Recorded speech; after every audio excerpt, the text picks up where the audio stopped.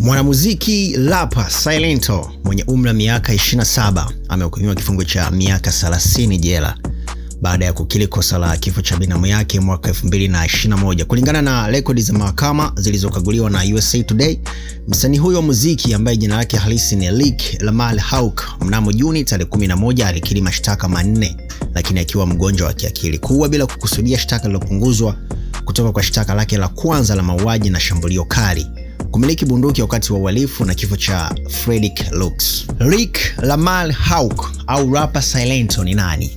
Akiwa mwanafunzi wa shule ya upili mwenye umri wa miaka 17, Hawk aliunganisha ngoma za Whip na Nainai kwenye wimbo wa 2015 County ya DeKalb. Alitika wito huko Panthersville, Georgia, takriban maili 10 kusini mwa mashariki mwa Atlanta. Kwa mujibu wa polisi, Lux alipatikana na majeraha mengi sana ya risasi na maganda 10 ya risasi karibu naye. Mmoja wa wanafamilia wa Lux aliwaambia maafisa kwamba alionekana mara ya mwisho akiwa na Hawk kwenye gari la kurudi kutoka kwa rafiki yake. Walikuwa kwenye gari nyeupe aina ya BMW CFU inayofanana na moja inaonekana kwenye picha za usalama. Mimi naitwa Nodis Location. Unapi ni mwingi sana na tumezingatia vigezo, au sio?